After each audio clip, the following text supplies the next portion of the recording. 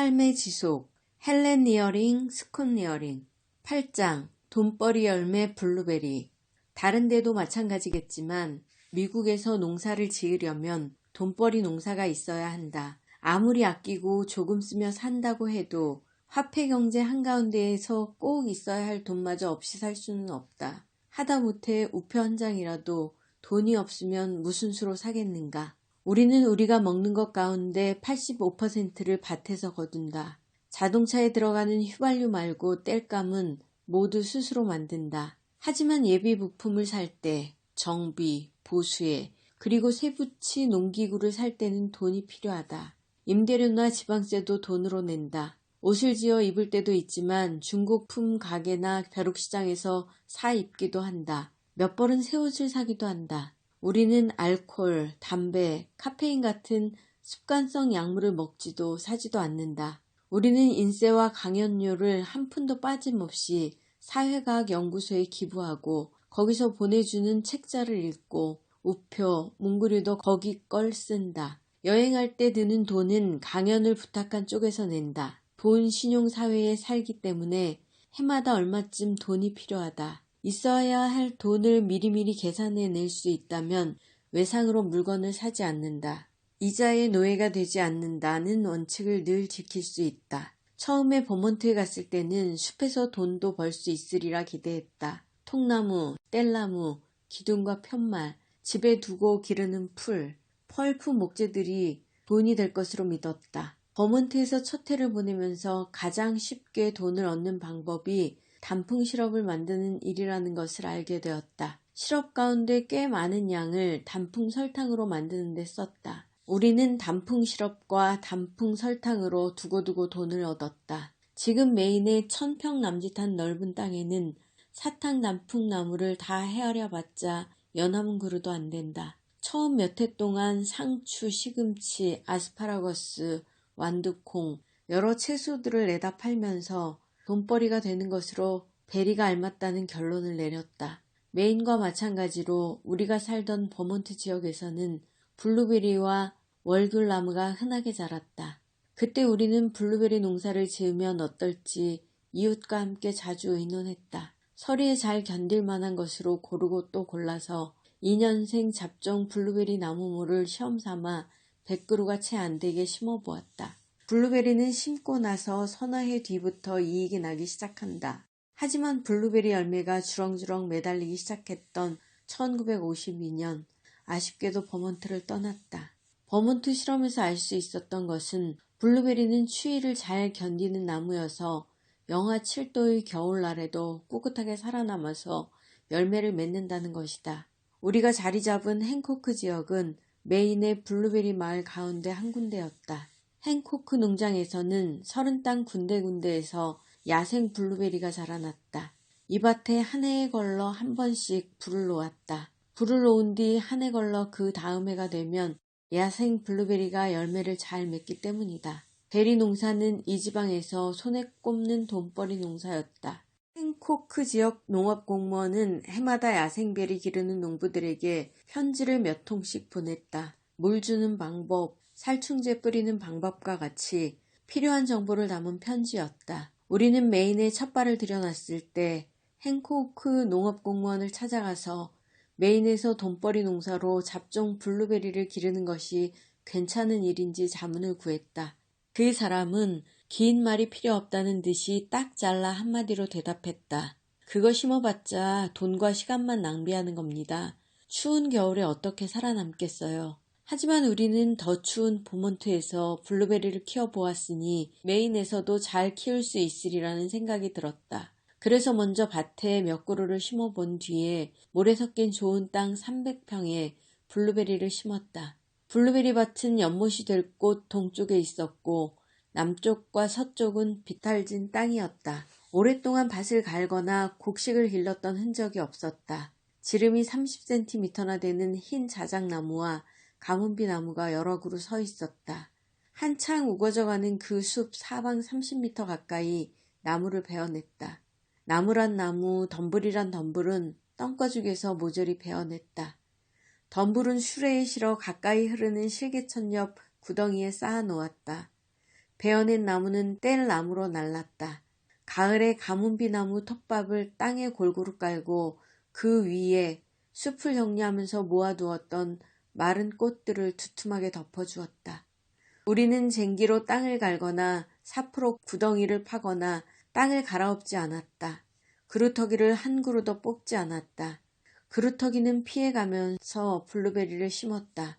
처음에 블루베리 밭은 나무뿌리 투성이었다. 세월이 흐르고 우리가 쉼 없이 땅을 덮어주고 잡초를 뽑아내면서 나무뿌리는 점점 썩어가면서 땅을 기름지게 했다. 여남은 해가 지나자 그 땅에서 그루터기와 뿌리는 찾아볼래야 찾아볼 수 없게 되었다. 봄에 가로세로 80cm씩 사이를 떼어 말뚝을 박고 큰 구덩이를 판 다음에 2년생 블루베리 228그루를 심었다. 구덩이에 뿌리를 넣고 겉흙을 채운 다음 꽉꽉 밟아 다졌다.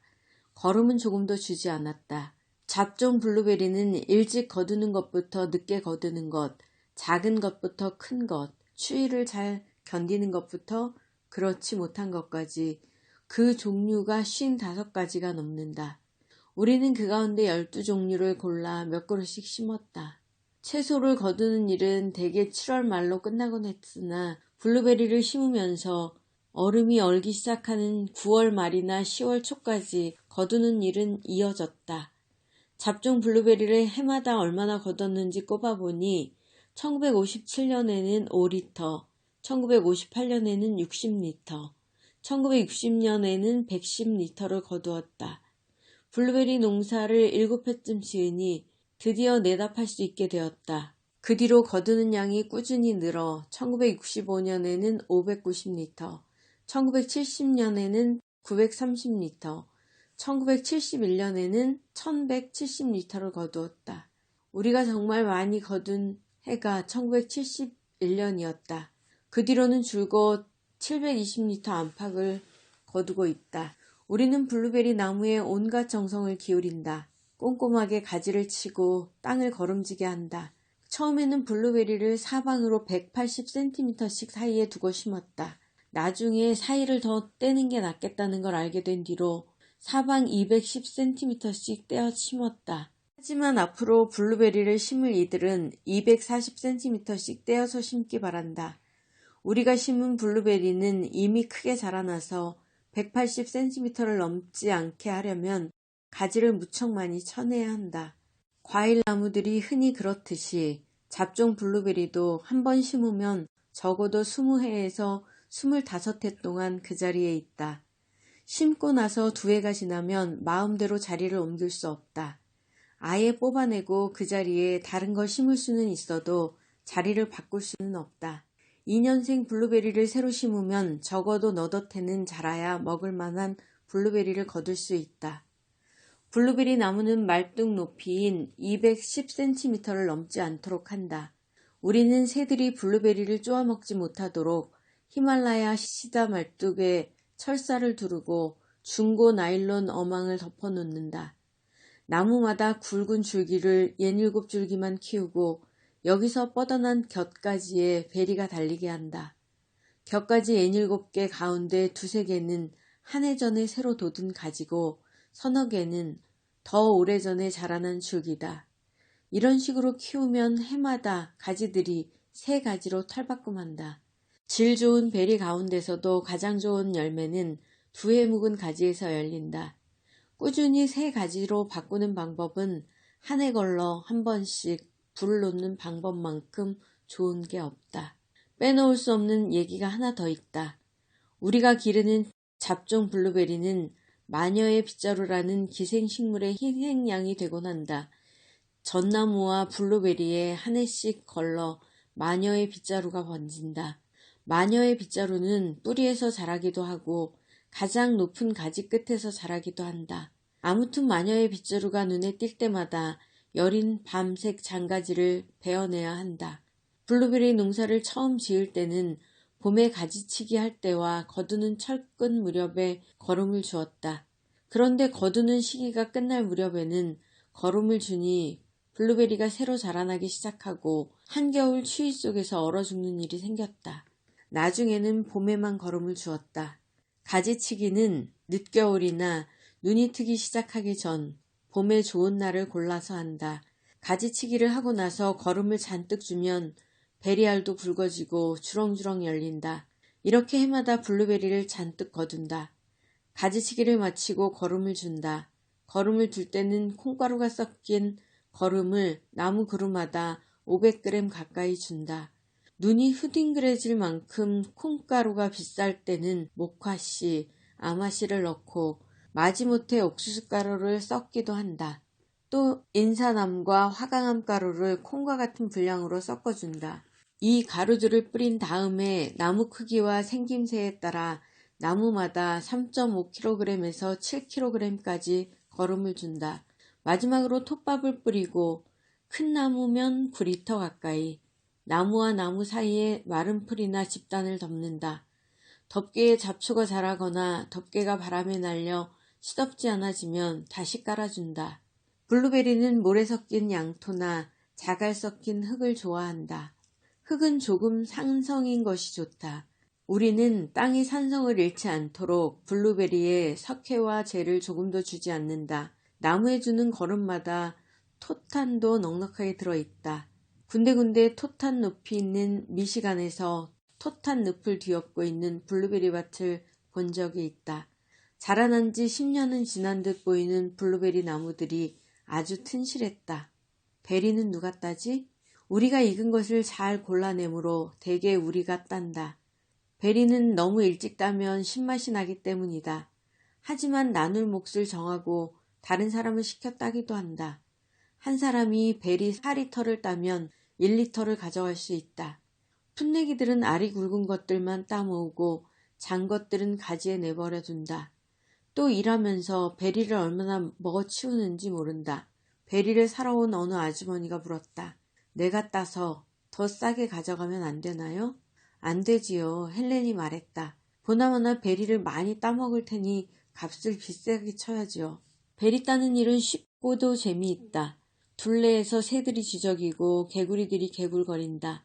바람이 겨드랑이를 스치고 햇살이 눈부시다. 참 즐겁다. 베리가 많이 열렸을 때는 한 사람이 1시간에 9리터에서 11리터를 딸 수 있다. 베리가 익어서 주렁주렁 달려있을 때는 수다 떨 시간도 없다. 하지만 아무나 그렇게 빨리빨리 따지는 못한다. 블루베리 농사는 괜찮은 돈벌이 농사다. 줄기에서 익은 다음 좀 두었다 따도 된다. 익자마자 서둘러 따야 하는 나무딸기와는 달리 좀 두었다 따도 된다. 서늘한 저장실로 가져가면 며칠이고 몇 주고 싱싱한 채로 있어서 언제든지 꺼내 먹을 수 있다. 짓무르거나 물렁거리거나 향이 사라지는 일은 없다. 딸기나 나무딸기라면 상상조차 할 수 없는 일이다.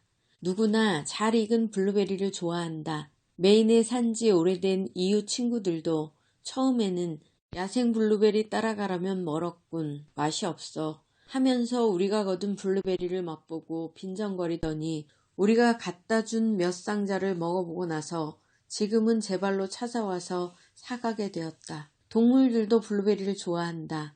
사슴이나 너구리, 이루 헤아릴 수 없이 많은 갖가지 새들까지, 심지어 먹복, 큰 새, 바다갈매기까지 블루베리를 좋아한다. 우리는 블루베리가 열매 맺기 시작한 뒤로 한 번도 블루베리 농사를 망친 적이 없다. 날씨에 따라 많이 거두는 해가 있고 적게 거두는 해가 있을 뿐이다. 해마다 시장에 내다 팔 돈벌이 열매를 넉넉하게 거둔다.